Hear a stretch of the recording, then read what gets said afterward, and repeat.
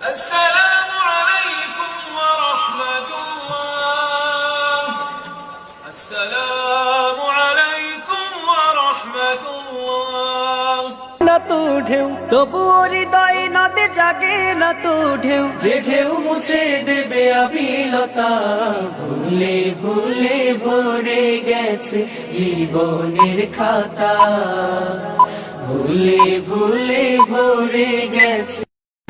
এই free message পাঠাও, আজে বাজে কথা পাঠাতে ফ্রি তো।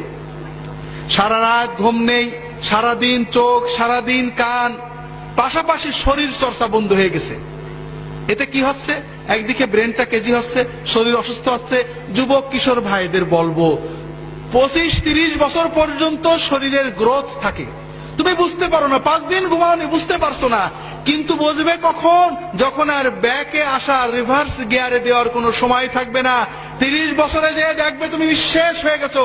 তোমার চোখ, তোমার কান, তোমার দেহ, তোমার এনার্জি, শক্তি নেই। তুমি হাঁটনি, আল্লাহ দেহটাকে বানিয়েছিলেন, আল্লাহ রাসূলের সুন্নত।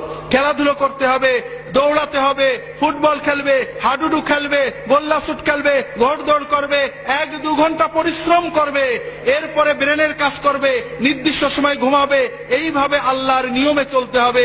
আল্লাহর নিয়ম বাতিল করা হয়েছে, শরীর চর্চা হয়নি, খেলাধুলো হয়নি, ব্রেনের উপরে লোড বেশি পড়েছে, সারাদিন আজে বাজে দেখা, সারাদিন শোনা, ঘুম কামাই হয়েছে। এরপরে খাওয়ার ভিতরে মাশাআল্লাহ তাবারাকাল্লাহ সব ভেজাল এবং বিষাক্ত কেমিক্যাল দিয়ে মুরগি, ফুলানো মুরগি খেয়ে খেয়ে আমরা বড় হচ্ছে, ঠিক না ভাই? তাহলে আমাদের এই ছেলে মেয়েদের ভবিষ্যৎ কি উজ্জ্বল না অন্ধকার? এদেরকে বাঁচাতে হলে কি করতে হবে? বেশি বলার সময় নেই। আপনাদের একটা বিষয়ের প্রতি দৃষ্টি আকর্ষণ করছি। দুনিয়াতে কেউ কি বলে যে আমরা জিনা ব্যভিচারের প্রসার চাই? বলে নাকি? বলে নাকি? অনৈতিকতার প্রসার চাই? বলে নাকি? মাদকতার প্রসার চাই কেউ বলে? যত দল মত, আস্তিক নাস্তিক, ইহুদি নাসারা, মুসলমান, মোল্লা, হুজুর, যেই হোক, কেউ কি বলে নাকি যে আমরা এইগুলো বেশি করুক, দেশে অনৈতিকতা হোক, ব্যভিচার হোক, অ্যাসিড ছড়াক, ইভ টিজিং বাড়ুক? এটা কেউ বলে নাকি? বলে নাকি ভাই? বলে না। সবাই বলে এগুলো দূর করতে হবে, বদলে দাও, ভালো হয়ে যাও, প্রতিজ্ঞা করো আর খারাপ করবো না, সবাই বলবে। কিন্তু এখানে ইসলামী সিস্টেম আর বাণিজ্যিক সাম্রাজ্যবাদীদের সিস্টেমের ভিতরে পার্থক্য আছে। বাণিজ্যিক সাম্রাজ্যবাদীরা, আন্তর্জাতিক বেনিয়ারা, তাদের পদ্ধতি কি? মদ বিক্রি করবে, এটা নাগরিক অধিকার, যে ইচ্ছা মদ খাবে। বিড়ি সিগারেট বিজ্ঞাপন দেবে, বিক্রি করবে, এটা নাগরিক অধিকার, যে চাই খাবে। লক্ষ লক্ষ কোটি কোটি ডলার তুমি মদ বেচে আয় করবে, সিগারেট বেচে আয় করবে, যৌন উদ্দীপক, ব্যভিচার প্রসারক জিনিস বিক্রি করে করে আয় করবে। এরপরে 2-4 লাখ টাকা তুমি এইডস ফান্ডে, ধূমপান নিরোধ ফান্ডে, ক্যান্সার ফান্ডে, মাদকতা বিরোধী ফান্ডে প্রসারে দান করে দেবে। আমার কথাটাকে আপনারা বুঝতে পেরেছেন? তারা বলবে মদ চালু থাকবে, মদ প্রচার হোক, এটা একটা না মানুষের অধিকার, যে চাই খাবে। মাদকতা প্রচার হোক, এটা হোক সেটা হোক, তবে এগুলো খারাপ, মানুষকে বুঝাতে হবে। কথাটা কি বুঝতে পেরেছেন? এটা হলো তাদের বাণিজ্যিক স্বার্থে কোটি কোটি মানুষের রক্ত চুষে আয় করছে। খুব ভালো করে বুঝুন, ইসলামের নীতি হলো না, মানুষের অধিকার অবশ্যই আছে, যেটা না করলে মানুষের মৌলিক বিষয় লঙ্ঘিত হয় ওটা হাত দেওয়া যাবে না। কিন্তু মদ না খাইলে কি মানুষের মৌলিক বিষয় লঙ্ঘিত হয় নাকি রে ভাই? বিড়ি না খাইলে কি মানুষের মৌলিক বিষয় লঙ্ঘিত হয় নাকি? ইসলামের কথা, ওদের কথা হলো মেলা চলবে, ছেলে মেয়ে বেহায়া নাচ চলবে, অশ্লীলতা চলবে, কিন্তু বলতে হবে যে তোমরা হেরোইন খাও না, ব্যভিচার করো না, ইভ টিজিং করো না। ছেলে মেয়ে আড্ডা দেবে, অশ্লীল সিনেমা দেখবে, কিন্তু বলতে হবে ইভ টিজিং করো না। ইভ টিজিং বলেন? ইভ টিজিং মানে হলো মেয়েদের উত্তক্ত করা, কোন মেয়েকে খারাপ বলা। আমরা বলবো সিনেমা চলবে, উত্তক্ত করার ছবি চলবে, ভিলেনদের চিত্র দেখবে, অশ্লীল ছবি দেখবে, নাচ গান দেখবে, মেয়েদের সাথে ফুর্তি করবে, তবে কোনো মেয়েকে তুমি বাজে কথা বলতে পারবে না। হবে নাকি ভাই? এটা তুমি সব করবে, সিনেমায় হিরোইনদের মদ খাওয়া দেখবে, তবে তুমি নিজে কোনো হিরোইন টিরোইন খেও না। হবে নাকি? হাজেরিন, ইসলামের নির্দেশ হলো এই সমস্ত বিষয়ের রুট কজকে বন্ধ করা। অর্থাৎ মাদকতা রোধ করো, মদের প্রসার রোধ করো, মদকে নিষিদ্ধ করো, ধূমপানকে নিষিদ্ধ করো, যেটা অশ্লীলতা ছড়া এগুলো নিষিদ্ধ করো। সমাজের আমাদের যুবক কিশোরেরা তাদের রক্তের উন্মাদনায়, রক্তের মাদকতায় যেন ওর ভিতরে ঢুকে না পড়ে, কারণ একবার ঢুকে পড়লে বেরিয়ে আসা তাদের জন্য কঠিন হয়ে যাবে, ঠিক না ভাই? আমি আপনাদের অনুরোধ করব, যারা সমাজের নেতৃস্থানীয় আছেন, আল্লাহর হস্তে বলছি, একদিন আল্লাহর কাঠগড়ায় আমাদের দাঁড়াতে হবে। খুব ভালো করে বুঝুন, আল্লাহ কোরআন কারিমে বলেছেন, ইন্নাল্লাযীনা ইউহিব্বুনা আন তাশিআল ফাহিশাতু ফিল্লাযীনা আমানু লাহুম আযাবুন আলীমুন ফিদ দুনিয়া ওয়াল আখিরাহ ওয়াল্লাহু ইয়ালামু ওয়া আনতুম লা তা'লামুন। যারা ভালোবাসে, পছন্দ করে যে মুসলিম সমাজে, মুসলমানদের ভিতরে অশ্লীলতা, বেহায়াপনা ছড়িয়ে পড়ুক, প্রসারিত হোক, তাদের জন্য দুনিয়ার জীবনে রয়েছে যন্ত্রণাদায়ক শাস্তি এবং আখিরাতে রয়েছে যন্ত্রণাদায়ক শাস্তি। আর আল্লাহ জানেন, তোমরা জানো না।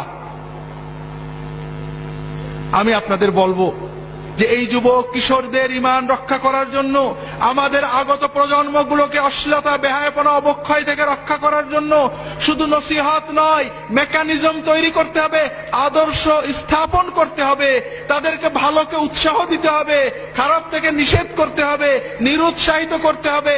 আর এই জন্য অনেক বিষয়ের পাশাপাশি সবচেয়ে বড় বিষয় হলো তাদেরকে মসজিদমুখী করতে হবে, নামাজমুখী করতে হবে, দ্বীনমুখী করতে হবে, ধর্মীয় চেতনাও তাদের ভিতরে আনতে হবে, আল্লাহর ভয় আনতে হবে। বিশ্বাস করেন, এই নগ্ন সমাজেও অনেক ছেলে মেয়ে আছে, শুধু একমাত্র মাওলানা সাহেবের কথায় এখনো সে নিজেকে পবিত্র রেখেছে, এখনো নামাজ পড়ে আল্লাহর পথে থাকতে চায়। তার পিতামাতা তাকে ছেড়ে দিয়েছে, তার স্কুল, তার প্রতিষ্ঠান, তার সকল প্রচার মাধ্যম তাকে পাপের পথে থাকে, বাবের দিকে তাদেরকে আহ্বান করে। এরপরেও ওই যুবক, ওই কিশোর শুধুমাত্র ঈমানী চেতনায়, শুধুমাত্র আল্লাহর ভয়ে এখনো ভালোর পথে থাকে। এইরকম শত শত হাজার হাজার যুবক আমাদের দেশে রয়েছে, হাজিরিন। কিন্তু এরা কতদিন থাকবে? চারিদিকে ঈমান চোর কারখানা খোলা হয়েছে, বাঁচাতে হবে। হাজিরিন, এই বাঁচানোর, আমার ছেলে, আপনার ছেলের ঈমান বাঁচানোর দায়িত্ব আমাদের সরকারের, ঠিক না ভাই? ছেলে কার? আর আমার ছেলের ঈমান বাঁচানোর দায়িত্ব সলিমউদ্দিনের বাপের, নাকি কার? আমার ছেলের বাপের, ঠিক না? পরের ঘাড়ে দোষ দিয়ে আল্লাহর কাছে বার হবেন না। দুনিয়ায় হয়তো লিখসার দেওয়া যাবে।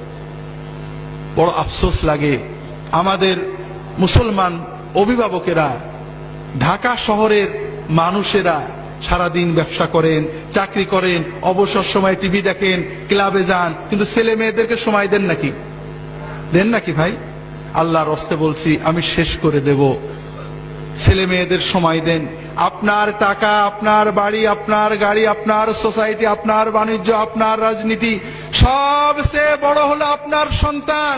আপনার টাকা, আপনার বাড়ি, আপনার গাড়ি কোনোটাই জান্নাতে যাবে না, জান্নাতে নেবে না। কিন্তু খুব ভালো করে বুঝুন, আপনার ছেলে, আপনার মেয়ে, আপনার পরিবার, এটা আপনার দুনিয়ার পরিবারকে জান্নাত বানাবে এবং এরা আপনাকে জান্নাতে নেবে, আপনার সাথে জান্নাতে যাবে।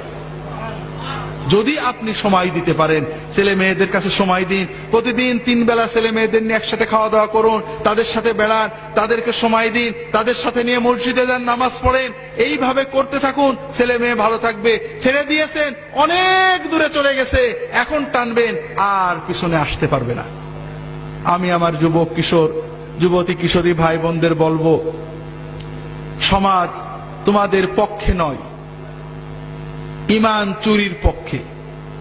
পিতামাতা তোমাদের ছেড়ে দিয়েছেন, তবে অন্তত নিজেদের ভবিষ্যতের দিকে তাকিয়ে, দুনিয়ার ভবিষ্যৎ, আখিরাতের ভবিষ্যতের দিকে তাকিয়ে নিজেরা সাবধান হও।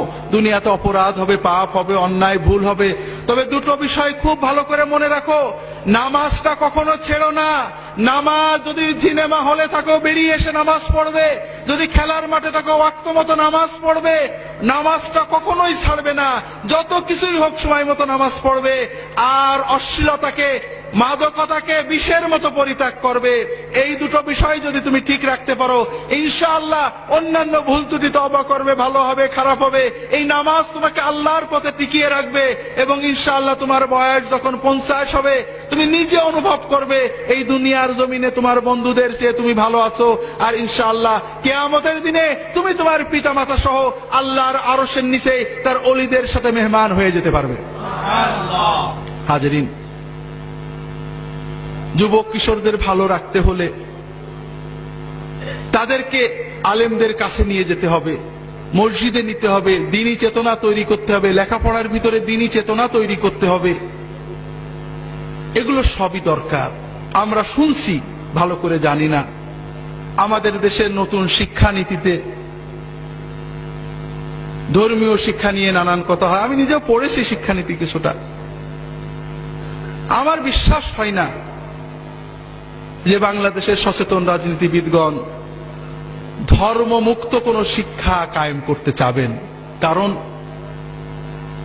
আমাদের দেশে যতটুকু নৈতিকতা আছে, দুর্নীতি মুক্ত যে কয়জন মানুষ আছেন আপনারা স্ট্যাটিস্টিক করে দেখেন, তারা একমাত্র ধর্মীয় কারণে। যে ডিসি দুর্নীতি করে না, যে এসপি দুর্নীতি করে না, যে অফিসার ঘুষ খায় না, যে কর্মকর্তা অন্যায় করে না, যে ডিসি ঘুষ খায় না, যে জজ সাহেব ঘুষ খায় না, আপনি বিচার করে দেখুন কোনো না কোনো ভাবে, হয় পারিবারিক ভাবে, নইলে হয়তো তাবলীগ জামাতে যে, নইলে হয়তো কোনো পীর মাশায়েখের দরবারে যে, নইলে হয়তো মাদ্রাসায় পড়ার কারণে ওই ব্যক্তির ভিতরে যে ইমানি চেতনা আছে, শুধুমাত্র ওই ইমানটাই তাকে দুর্নীতি থেকে বাঁচিয়ে রেখেছে, অথবা অনেক দুর্নীতিবাজের ভিতরে তাকে অন্তত কম দুর্নীতিবাজ করে রেখেছে। আপনারা কি বুঝতে পেরেছেন আমার কথাটা? কাজেই ধর্ম, নৈতিক বোধ, আল্লাহর ভয়, আখিরাতমুখিতা যদি আমাদের ছেলে মেয়েদের ভিতরে না থাকে, তাহলে এদের ধ্বংস আমরা রোধ করতে পারবো না। ইউরোপ আমেরিকার মানুষেরা এখনো ধর্ম শিখায়, একেবারে শিশু শ্রেণী থেকে ধর্ম শিক্ষা রয়েছে সেখানে। তারা অনেক ভুল করেছে, তারা ব্যাক করছে। যারা ধর্মকে বাদ দিতে চেয়েছিল আবার ফিরে আসছে, ধর্ম বাদ দিতে যে নিজেরা বাদ পড়ে গেছিলেন। আমরা তাদের ওই ভুলের পুনরাবৃত্তি করব না। আমাদের ছেলে মেয়েদেরকে সত্যিকারের নৈতিকতা, দ্বীন, ঈমান, আচরণ, আখলাক শেখাবো, মসজিদে নিয়ে যাব। আমরা অনেক নৈতিকতা শিখাই। আমার খুতবার বইয়ে আপনি এক সময় লিখছিলাম, রেডিও টেলিভিশনে দুর্নীতির বিরুদ্ধে বড় বড় প্রোগ্রাম হয় না ভাই? হয় নাকি? বিশেষ করে আমাদের গত তত্ত্বাবধায়ক সরকারের সময়ে কোটি কোটি টাকার প্রোগ্রাম হতো, দুর্নীতিকে না বলুন, আছে না? এইসব কোটি টাকার প্রোগ্রাম শুনে কেউ কি দুর্নীতি বন্ধ করেছে? করেছে নাকি? করে না। কারণ যারা এইসব লেকচার দেন, দেখা যায় তাদের পারেই মানুষের কোনো আস্থা নেই, তারাই নিজেরা দুর্নীতিতে লিপ্ত। বিশেষ করে এই ইউরোপের, আমেরিকার বড় বড় পণ্ডিত এসে আমাদের দুর্নীতির বিরুদ্ধে বড় বড় লেকচার দিয়ে গেল। কিছুদিন পরে পেপারে দেখা গেল এই লেকচার দাতারাই বিরাট বিরাট দুর্নীতিতে জেলে চলে গেছে। শোনেননি? হাজরিন, আসলে যদি সত্যিকারের দুর্নীতি মুক্ত করতে চান, মানুষ হলো পশুর মতো। মানুষের ভিতরে পাশবিকতা আছে, পশু প্রবৃত্তি আছে। একজন পশুকে যদি আপনি সামনে নিতে চান, দুটো জিনিস লাগে। কয়টা জিনিস? একটা হলো ভয় আর একটা হলো লোভ। এই দুটো জিনিস লাগে। মানুষেরও দুটো জিনিস লাগে, একটা ভয় আর একটা কি? লোভ। আপনি যদি দুর্নীতি দমন করতে চান, সুশীল সমাজ গড়তে চান, সুন্দর সমাজ গড়তে চান, লোভ এবং ভয়কে উজ্জীবিত করতে হবে। সেই লোভ এবং ভয় বিবেকের হতে পারে, সমাজের, রাষ্ট্রের, আইনের হতে পারে, আল্লাহর হতে পারে। বিবেককে বুঝ দেওয়া যায়, আইনকে ফাঁকি দেওয়া যায়। ইউরোপ আমেরিকাতে দুর্নীতি কম আছে আইনের শাসনের কারণে, আইনের কারণে। কিন্তু আমাদের দেশে আমরা আইনকে যে ফাঁকি দেওয়া যায় সবাই জানি। দুর্নীতিতে 50 বছরের শাস্তি, পরের কেসে দেখা যাচ্ছে 0 হয়ে যাচ্ছে। হচ্ছে না ভাই? কে যে দুর্নীতিবাজ আর কে যে ভালো, আল্লাহ তাআলা ছাড়া আমরা কেউ বুঝে কুল পাই না, ঠিক না? হাজরিন, ভয়, আইনের ভয় দুর্নীতি দমন করে কিছুটা। যে দেশে আইন খুব কঠোর আছে, প্রকৃত দুর্নীতি দমন করে আল্লাহর ভয়। কিসের ভয়? যখন বান্দা জানে যে আইনকে ফাঁকি দেওয়া যাবে, ফাঁসির দড়িকে পাল্টে দেওয়া যাবে, জজের রায়কে পাল্টে দেওয়া যাবে, রাজনৈতিক প্রভাব কাটানো যাবে, কিন্তু আল্লাহর চোখে ফাঁকি দেওয়া যাবে না। আমি যে অন্যায় করেছি আল্লাহ দেখেছেন, আল্লাহ আমার উপরে, আমার আওলাদের উপরে গজব দেবে, আমাকে আল্লাহর কাছে জবাব দিতে হবে। যখন বান্দা বোঝে যে আমি যদি ঘুষটা না খেয়ে সবর করি, আল্লাহ বরকত দেবে, আল্লাহ আমার আওলাদে বরকত দেবে, সম্পদ বাড়িয়ে দেবে, এই একমাত্র সবর, একমাত্র আল্লাহর কাছে পুরস্কারের লোভ, আল্লাহর কাছে শাস্তির ভয়, এটাই প্রকৃত নৈতিক নীতিবান দুর্নীতি মুক্ত মানুষ গড়তে পারে। আর এজন্য আমাদের যুবক কিশোরদেরকে, আমাদের সন্তানদেরকে নৈতিকতা, ধর্মীয় শিক্ষার আলোকে মানুষ করতে হবে। আল্লাহ তাআলা আমাদের তৌফিক দান করুন, আমিন। প্রত্যেকের সন্তানকে নিজের সবচেয়ে বড় সম্পদকে মসজিদে নিয়ে যাবেন, ফজরে নিয়ে যাবেন, মাগরিবে বলবেন যে যেখানেই খেলো মাগরিবের সময় আমার সাথে নামাজ পড়বে। মাগরিবের পরে বাইরে থাকতে পারবে না, মাগরিবের নামাজ পড়তে বসবে। আম্মা খোঁজ রাখবে, 3 বেলা একসাথে খাবেন। যদি আপনি না পারেন স্ত্রীকে বলবেন খোঁজ রাখতে। এইভাবে সন্তানদেরকে অন্তত 20 বছর পর্যন্ত চোখের ভিতরে রাখবেন। আল্লাহ তাআলা হেফাজত করুন, আমিন। আমি আর লম্বা করছি না, অনেকক্ষণ বলা হয়ে গিয়েছে। আপনারা আমার জন্য দোয়া করবেন। আমার লেখা বইগুলো আছে, মুখে যে কথা বলি সব কথা ঠিক থাকে না, এক কথা থেকে আরেক কথা চলে যায়। আমার লেখা বইগুলো ওই গেটের কাছে আসুন্নাহ পাবলিকেশনসের স্টলে আছে। এই মাহফিল উপলক্ষে 40 থেকে 50% কমিশন দিয়ে মাত্র 5-10 টাকা এই আমাদের খরচপত্র রেখে বিক্রয় করা হচ্ছে। ইহয়াউস সুনান, সুন্নতের পুনরুজ্জীবন পড়বেন। হাদিসের নামে জালিয়াতি, সর্বশেষ আল মাওজুআত, ইসলামের নামে জঙ্গিবাদ। ইসলাম কি, জঙ্গিবাদ কি, জিহাদ কি, বাইবেলের জিহাদ কি, ইউরোপের জিহাদ কি, ইসলামের জিহাদ কি, একামতে দিন কিভাবে হবে, দিনই রাষ্ট্র প্রতিষ্ঠা, আমাদের বাংলাদেশ ইসলামী রাষ্ট্র নাকি তাগুতি রাষ্ট্র, সব কথা কোরআনের আলোকে, সুন্নাতের আলোকে পরিষ্কার বলা হয়েছে।